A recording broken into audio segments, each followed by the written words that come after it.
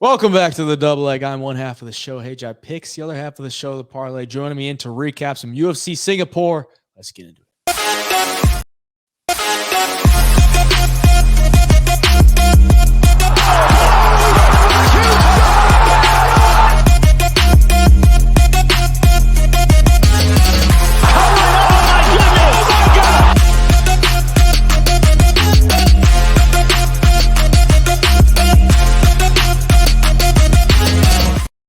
Well, we had 13 fights, capped it off with a Korean Zombie retirement. What'd you think of the card overall? Yeah, overall, there's some good fights, some good finishes. It's so weird waking up for me and you, 4 a.m. First fight starts. And, it's dark outside, sun's coming up, so that was pretty interesting and fun. But overall, there's some good fights. I ended up 3.5 units up on the day, and it did not start out good though. It made me really nervous in those first 3 fights that I wasn't sure if we were going to hit a single play all day. But it turned around, and it turned around fast. It ended up being a really fun day. So. Yeah, it was super weird waking up that early. I don't know how you Easterners do that over out in Europe and Asia and Australia, like getting up that early for every card. That's pretty wild. But I could not fall asleep Friday night knowing that I had to get up early and knowing that the fights were like fairly close. I don't know about you, but it's like tough to like sleep when there's fights like almost hours away. So it was weird. It was also super weird having a whole Saturday to like not really do much or there's nothing planned. So that was weird. But yeah, tough fights to start off with. And I was like debating on going back to bed. And then we hit an absolute stretch. And then a couple bad beats on the underdog plays. If we hit one of those, we'd be up in the profit. But on the day I ended up, or on the morning, I should say, I ended up down 1.75 units. Tough one there. Glad we battled back. But that's how it went for me. How'd it go for you? Yeah, like I said, man, up 3.5 units. Watching the main event, I was so nervous that Holloway was going to finish him in the second round because I had that Holloway round 3 KO at plus 700. But he survived and then put him out right away in the third. So that was awesome. My other highlight of the day, Rinya Nakamura. I took him by decision, just kind of going against the grain. And, Fernie Garcia had never been finished, so that was fun too.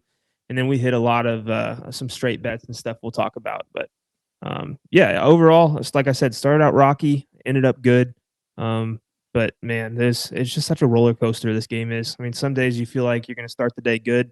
Like last week, I started the prelims up 3.5 units, and on the main card was down 3.6. So you just never know. It's why we play the game, I guess. Yeah, it's the ups and downs. Just got to stay level-headed. But we'll go through the card, go through the main card, and talk about every fight, and then we'll touch on any prelims that we want to here. But start with the main event, Max Holloway, Korean Zombie. This was the highlight of the card, I guess. Korean Zombie retiring after the loss, and it pretty much looked exactly how we thought it would. Maybe a little more impressed with how Zombie was able to tag Holloway early in the fight, but Holloway just kind of figured him out. And then Zombie was like, all right, I got to make something happen here going into round 3. Because once you hit round 4, round 5 with Max Holloway, it's probably too far gone at that point. Like, he's got you figured out. He's going to be able to put a pace on you, and it's only going to get worse. So I was glad that he went out there in round 3 and was able to at least, go out on a shield and not just take a beating for the rest of the fight. A good way to go out, honestly. I think it was a good way to go out for him, to just go out swinging, even though he got absolutely clipped with that right hook and he landed flat on his face and got out of there. I think it worked out for everybody. What'd you think? Yeah, no, for sure. Like I said, second round, I thought he was out of there. I'm glad the ref, wasn't quick to jump in or anything and let him go on a little bit, because, man, the third round, he came out hot. I don't think Holloway expected that, because you could kind of see Holloway backing up a little bit and just trying to figure out what's my next step here, because he came out hot and he was throwing hard and he was trying to do something. And I liked seeing that. He knows it's his retirement fight. He's fighting, one of the best strikers ever in that division, the guy who has the most significant strikes ever by a mile. And he comes out there and tries to bring the fight to him. And overall, didn't work out, gets knocked out and put away. But I liked seeing that out of him. His final moments are in a firefight. He's going out there trying to win a fight and gets clipped by Max Holloway. So super impressive from Holloway too. He only landed 75 significant strikes. And when you see that, you're like, wow, that's a low number for Max. But he did it in 2 rounds, just over 2 rounds. I mean, he was going to rack him up as the fight went on, too. Just super impressive from him. I mean, I don't know how people can even debate who the best striker in the UFC, or at least in those few divisions right there, is, because every time he's in the octagon, he looks phenomenal. His counter striking, the way he sets up combinations, it's just, unless you're like Alexander Volkanovski, he's a tough striker to deal with, because that volume and pace is insane too, especially late in fights. We didn't really get to see it here, but when he gets fighters tired, he's unbeatable at times. Yeah, I did a breakdown on it today. Just watching through those first 2 rounds was like unbelievable how he was just levels above Korean Zombie as far as the boxing goes. And what does that tell you about Volkanovski's striking? Like, he's beat him 3 times now. Last time out made it look easy, and then Holloway's still doing that. I mean, the Korean Zombie's, he's obviously not what he once was, but Holloway is still doing that to everybody else. Like, the only guy he loses to is Volk. Like, this is literally the only guy he's going to lose to at 145. Maybe Taporia could beat him, but UFC doesn't want to make that fight by any means. Yeah, They don't want to kill him off. But yeah, Holloway, still that guy. Interested to see what they do with him next, or what he wants to do, because there's not a whole lot for him left at 145. Yeah, and you can't like give him Volk the 4th time after losing 3 times. I don't know. It's weird. He's in a weird spot. Very weird. In a weird spot. We'll move on. Co-main event: Anthony Smith, Ryan Spann. We were both on Anthony Smith in this one. I took it basically just for the value play, based off of he beat him the first time. And Spann's wins aren't that impressive. Also, don't like taking Ryan Spann at chalk, because I don't think his fight IQ is very good, nor is his cardio. He's a early finisher in most of his wins. So going into this fight against Anthony Smith, I thought Anthony Smith at dog money was the play. He goes out there, looks great in the first round, looks more calculated, takes the first round, goes in round 2, gets clipped. His eye starts to swell up. I'm like, all right, here's Anthony Smith going out. Once again, he's going to get finished. He's sitting on his butt. If you ever see Anthony Smith sitting on his butt in the cage, he's about to get finished. And Ryan Spann didn't finish him. And I was like, what the hell is going on here?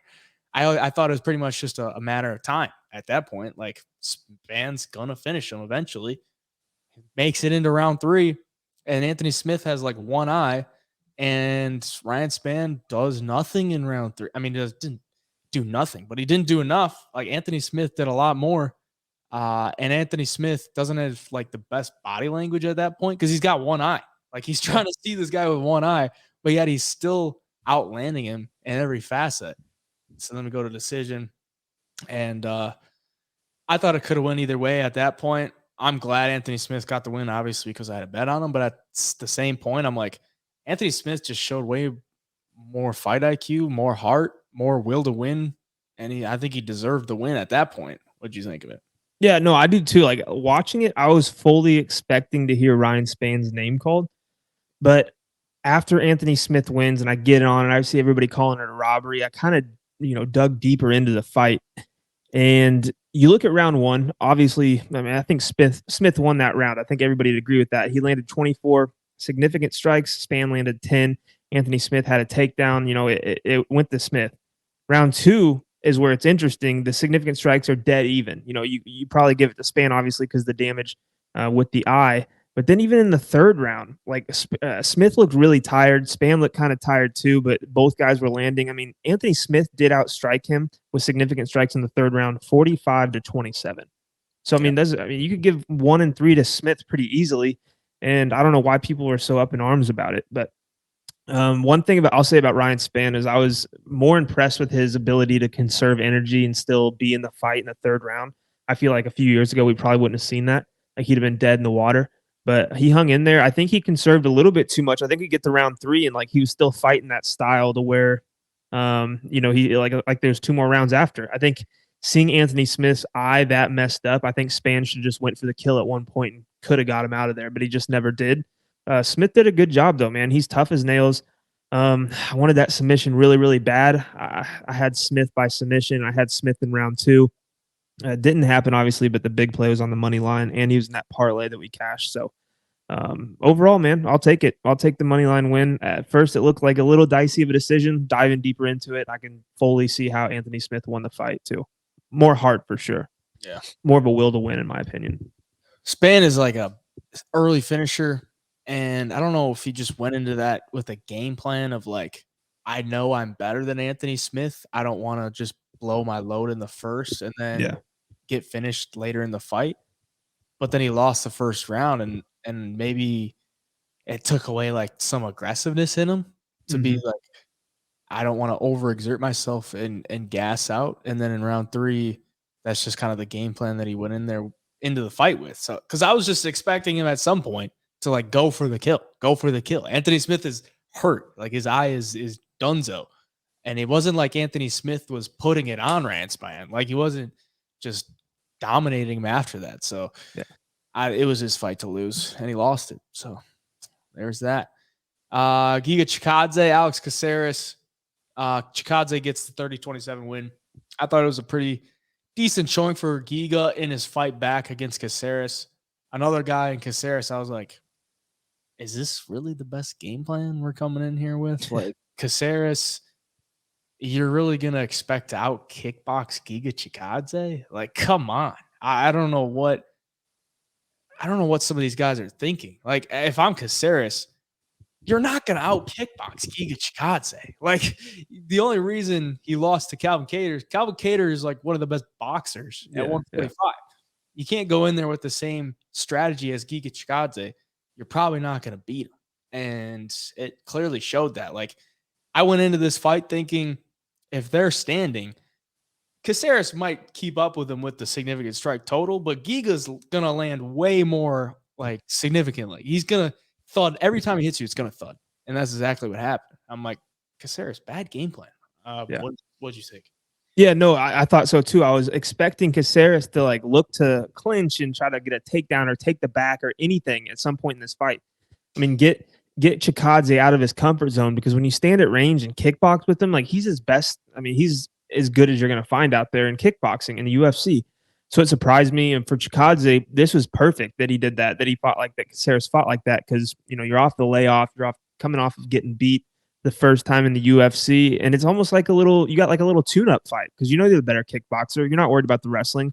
You get to go in there, shake the rust off, and just do your thing with a guy who's willing to do the same thing that you're better than. So, yeah, that was the best case scenario for Chikadze. 30-27, I think that's fair. I mean, some of the rounds were kind of close, I guess. I mean, I could see where a judge would have given a round maybe to Caceres, but for sure, even though the significant strikes were almost dead even, you look at the actual significant strikes watching the fight, Chikadze was landing way harder than Caceres was, and overall, man, just looked pretty good for coming off of a layoff there. I wasn't overly impressed with it, but at the same time, if you're Chikadze, I don't think you can really take too many risks coming off of a loss and a layoff. I think you just got to go in there and fight your game plan. Don't do anything too, over the top or special. Just get the win, and that's what he did.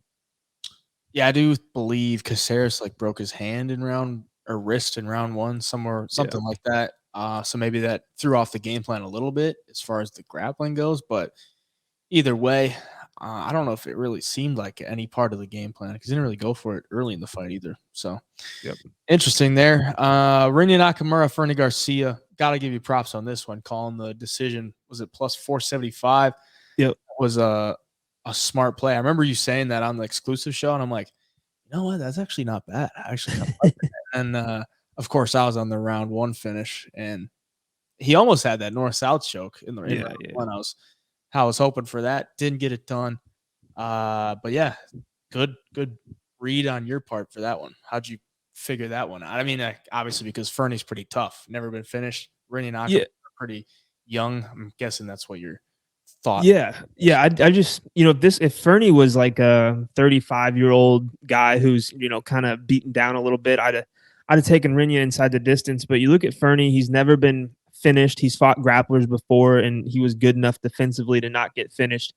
And, Rinya, even though he's a super athlete and he's dominant, he's still pretty green in MMA. Like he's not a 10, 15-year veteran doing this thing. I mean, he's only been fighting mixed martial arts since 2020. He's a damn good wrestler. We knew that. And I was banking on him just getting the takedowns. and sitting there and doing some ground and pound, not enough to finish the fight, but enough to, just kind of pass minutes by. He made it a little sweatier than I wanted to with the submission attempts. But again, man, it's just you could tell in there he's still new to this. He's is a great wrestler. He's a powerful striker, but when he gets on top of guys, he doesn't have like that submission experience, like that jujitsu experience to just finish guys who are tough, like Fernie, and good with the defense. And that's just kind of what I was seeing there. And at that number, it was just a lot better than the knockout or submission prop. So Yeah. I just ran with it. I didn't have high hopes for it, but it hit. And sometimes that's what you got to do. But Rinya on the feet too looked pretty powerful. This guy, as he gets more experience, I think he's going to be a lot of fun to watch. Yeah, I mean, more time than not, when you make a plus 475 ticket, you're ready to like throw it away and not really cash it. But that's why you make the reads and you play those numbers, because that's see the value in it. Sometimes it cashes, sometimes it doesn't. At the end of the day, it's a good bet whether it wins or loses. Glad it won. Aaron Blanchfield, Tyler Santos, a good win for Aaron Blanchfield, getting the second and third round. I thought after the first round, she got outstruck. I don't want to say badly, but it was just different type of thud when Tyler Santos would hit her, and Blanchfield kind of felt that, and she's like, all right, I got to live in the clinch. I got to live in the takedowns. I got to live against the cage. And she managed to do it in round 2 and 3. Ultimately, Santos going for that takedown and ended up on her back was kind of the turning point, I thought, because Blanchfield was working for that takedown. Couldn't get it. Santos tries to reverse it with a takedown of her own, ends up on her back, Blanchfield on top. And then I think that just kind of shocked her gas tank a little bit too much there. And Blanchfield was able to take it in the third round and secure it. A lot of people get on her, I think, because she didn't land a single takedown, I don't think. She went like 0 for 14 or something officially. A lot of cage control time. And they're like, all right, does she really deserve a title shot after that? I don't know. I mean, I think that's smart fight IQ, like for her to go out there and just, all right, where am I having success in this fight? I have to live there. It's a 3-round fight. I can take these last 2 rounds I need to, because I probably lost the first one. I think it was smart. And for a young fighter, that's pretty impressive to be able to go out there and do that, and to hold Tyler Santos against the cage and continue with the gas thing. She didn't look gassed at all. Like, she looked like she could have won another 2 rounds. Blanchfield did. So I was impressed with the fight IQ being that young. Wasn't necessarily impressed with the skills on the feet. But what'd you think? Yeah, she's got a little work to do on the feet still. Having Blanchfield in that parlay, the first 2 minutes is like, this is the wrong read. Like, what was I thinking? Yeah. What was I thinking? This is bad. And even knowing that, like, before the fight, I made a video that 93% of the money and bets were on Aaron Blanchfield, and the line was somewhat even. So, taking Tyler Santos made all sense in the world. I just thought Blanchfield, younger, she's hungrier, has more to prove here. Like, she's just going to fight this fight to get a win. She's not going to go for these crazy submissions and put herself in bad situations. And just had that feeling she would win. So I threw it in the parlay. But 0 for 6 officially, or no, sorry. Yeah, 0 for 14 officially on takedowns, like you said. But a lot of people probably won't know Talia Santos's background like you and I would, or seen a lot of her fights like we have. But she's, at flyweight, Talia Santos might be the next best wrestler in the division. I mean, she's damn good and she's strong. So it's not really a surprise that Blanchfield didn't have success there. She was just strong enough to keep her controlled up against the fence and win rounds that way. And I think she, knew that when she did get her hands locked under the butt. Like, I was surprised at times she couldn't get Talia Santos down, but it just speaks volume to how good Santos is in the grappling and wrestling department herself. So good win for Blanchfield.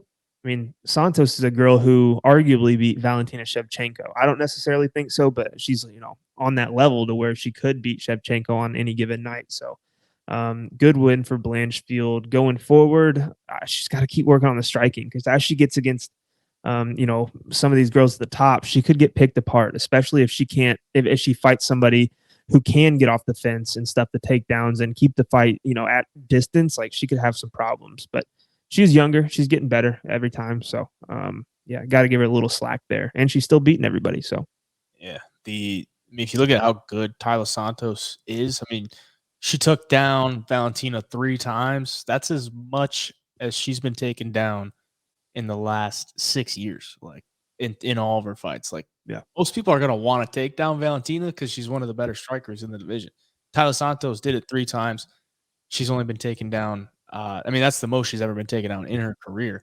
If you look at the other girls that have been able to take her down, Amanda Nunes, like, that's pretty much Yeah. it. So, it's like, that's, pretty damn impressive, to go out there and win the exchanges in the clinch and, take down grappling exchanges against a girl like Tyler Santos, so Props to Blanchfield's chin too, because she was getting cracked in the yeah, first round. I mean, yeah. Talia Santos was cracking her. Yeah. Junior Taffa, speaking of getting cracked, Junior Taffa cracking Parker Porter a couple times and finishing it off with a right hand to the dome. Goes on the face plant, round 1. We cash our bets. We cash the free play. We were both pretty high on Junior Taffa coming into this one against Parker Porter, who's older, probably going to need a takedown. Couldn't get it. Taffa knocks him out. What'd you think of that one? 8 significant strikes for Junior Taffa yesterday against Porter, and Porter was out. A lot of people said early stoppage, but I mean, he I think dropped him once and had him wobbled on a few different shots. A few of those 8 punches, he had him wobbled, and that last one he hit him with. I mean, Porter fell on his face, and when you fall on your face after getting dropped, like that's never a good sign. The ref stopped in because it's not like that was the first shot that hurt him or anything. I thought it was a good stoppage. I think Junior Taffa is going to be really, really good, especially on the feet at heavyweight. Like if he can keep working on that takedown defense, like yeah, he stuffed 2 of Parker Porter or 1 of Parker Porter's takedown offense or takedown attempts, but I don't know if he grabbed the cage or what. It kind of looked like he might have. It Is is. what it is at this point. I don't know if he was going to be able to get back up. But you know, if he keeps working on the takedown defense, guys are going to struggle at heavyweight with that speed and power because he hits hard, man. And he didn't really show off any kicks, but he's got him in his arsenal, and those hands are powerful. So he's gonna be fun watching going forward. Yeah. If you ain't cheating, you ain't trying. Yeah, that's Uh, right. Exactly. Junior Taffa knew he could not get taken down because last time he did, he got laid on for 12 minutes. So going into this one, I mean, he's got great hands. I think he could have some fun fights at heavyweight. Maybe like if he shores up the takedown defense and maybe the get up game, he could be somewhat like a Tai Tuivasa to be like, Right. I'm this guy that's got some big power, some solid kickboxing, and the ability to go in there and throw some hands. So we'll see what he can do. It's only his second fight in the UFC, and he's got what, like 6 fights professionally. So Hmm. Right. for fairly young in the MMA game. Yep. We'll move to the prelims. We could just skim over a lot of these. Waldo Cortez Acosta getting first round KO. That was impressive for him because he hadn't had a finish yet in the UFC. You got anything on that one? Yeah, just first round. I was expecting it to be later in the fight when Bresky got a little bit more tired, but the shot he hit him with was clean. Yeah, I mean, Cortez Acosta has really good boxing. He's fun to watch. He's really fast, and you gotta watch out for those leg kicks because Oh yeah, as fights go on, he's gonna fight some fighters who throw him harder and are more accurate with him, and could be some trouble. But it worked out yesterday for him. yeah. He's got some heat on his punches. Oh yeah, So it's like I don't know why he doesn't throw harder in general because it seems like he likes to just jab, jab, jab. But those leg kicks, it looked like Dresky was going after those leg kicks intentionally and maybe overcommitted to him a little bit to be like leaving himself up top. And that fall, man, face plant into the yeah. canvas, that was nasty. Garrett Armfield made easy work of Toshiomi Kazama. He looked good on the feet. Armfield has some great boxing, Yeah, and Kazama is a big submission guy, not great on the feet. So that was a big mismatch on the feet. Took advantage of it there. Good showing for him. What'd you think of that one? I was really impressed with Armfield. Like, really, I thought that was the one fighter that stuck out to me on the prelims. Of these newer UFC guys, like the boxing is slick, man. Is really really slick. Obviously powerful too. He had Kazama hurt multiple times and got the finish. So going forward, Garrett Armfield is going to be a guy to watch because he was fired up to fight too. He was ready. You could tell he loves this. I'm excited to see him fight again. See who he gets. Yeah, same here. Speaking of good boxing, the man Michal Olszejczyk getting it done. I thought I was super scared about this one. We came out like Yeah.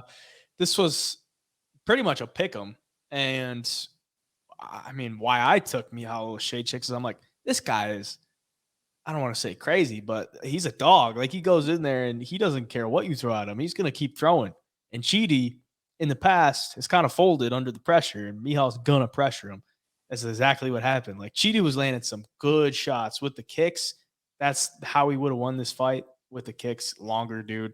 You don't want to box with Mihal because he's probably gonna beat you. And that head kick he landed on Mihal, I was like, bro, this is done. This is done. And then Yep. seconds later, he's on his ass, like throwing big left hand, landed big left hands, gets him out of there, and then takes him to the ground. And the ground and pound was vicious. Chidi just folded. I was like, wow, Yep. that happened fast too. That was nuts. What you think? Yeah, dude. We were both on Ola J check, but when they were walking out, I was just got that gut feeling like this is bad. I should not. Why did I take him? Why did I take Ola J check? I don't have a good feeling. And they get in there, and Chidi's throwing these knees to the body over and over, and the kicks to the body. I was like, okay, we're gonna get a stoppage here right now from body shots. Like you could tell Ola J check was feeling those too. He was kind of wincing, and he was getting hit over and over and over again with him. But when Chidi landed that head kick, I thought for sure that was the beginning of the end because Ola Jacek was so wobbled. Like he took a step back and like almost fell down. It wasn't like a stumbling. It was like a I have no balance left in my body. It looked really, really bad. And then he, starts throwing. He just starts.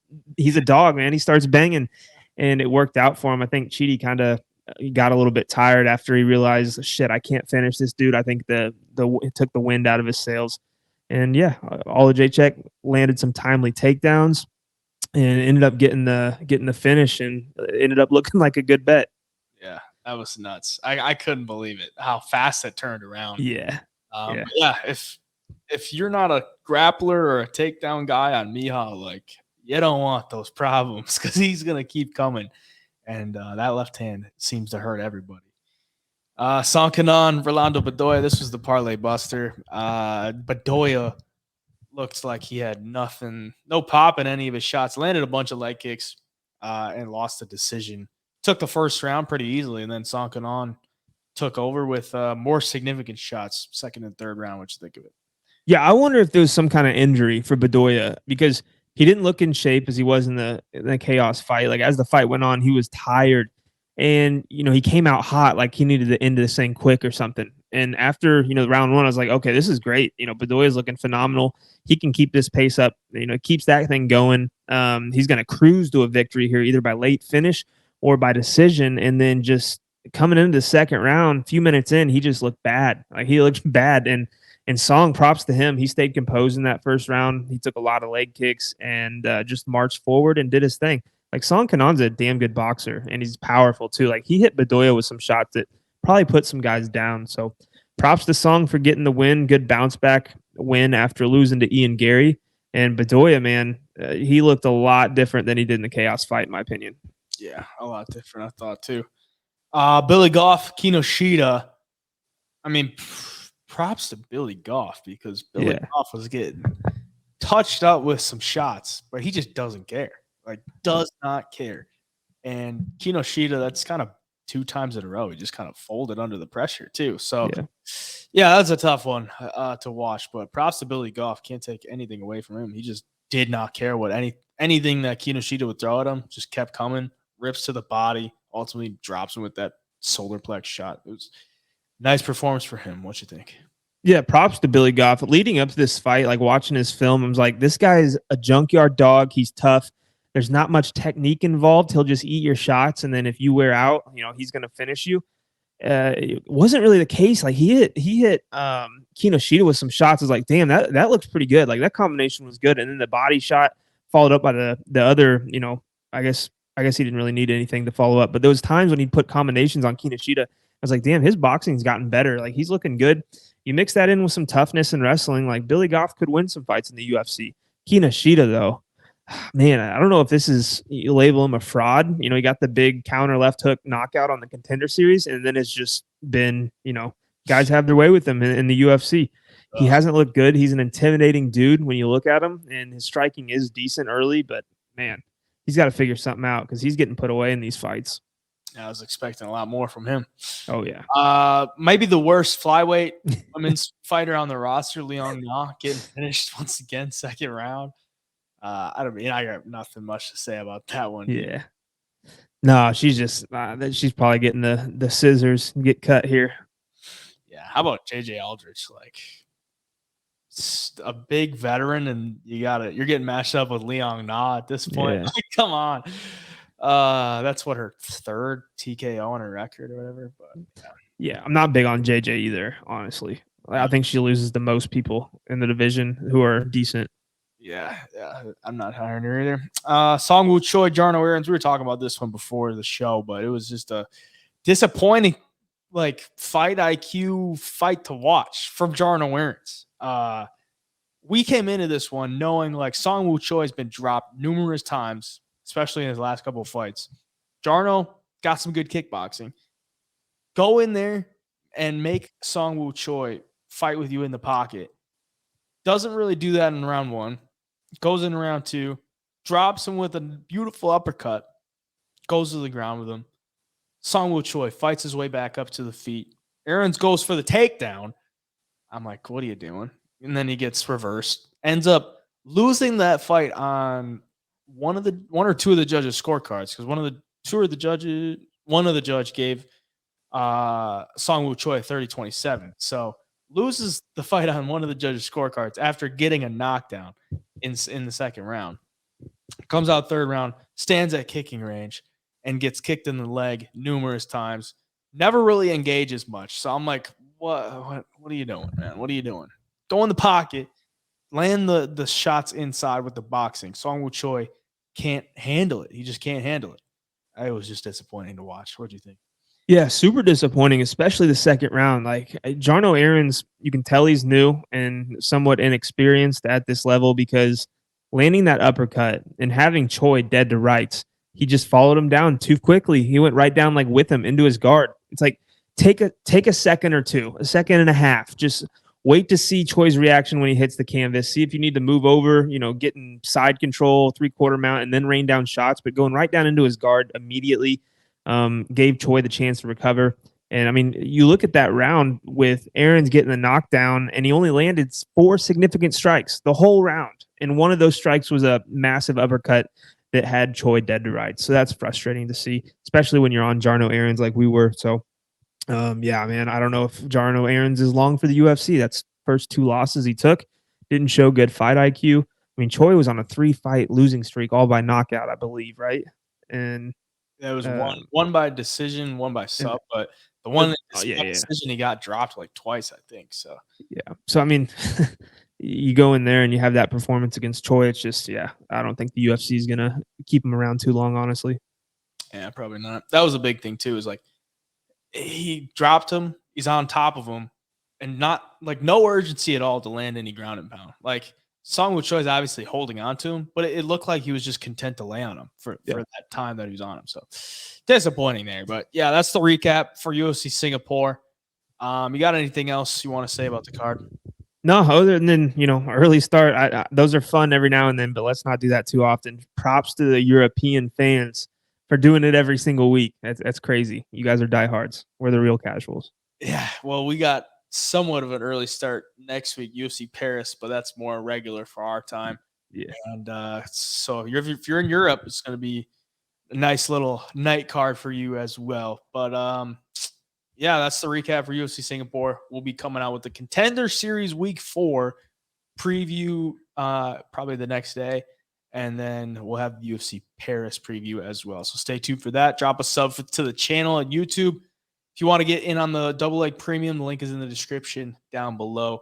Gets you every single UFC card. All of our bets for 30 days, less than $1 a day there. And just stay tuned at the Double Leg on Instagram for any announcements there. At HeyJai Picks on the medias for me. Where can they find you? All social medias at the Parlay MMA. All right, till the next video, the Double Leg here, signing out.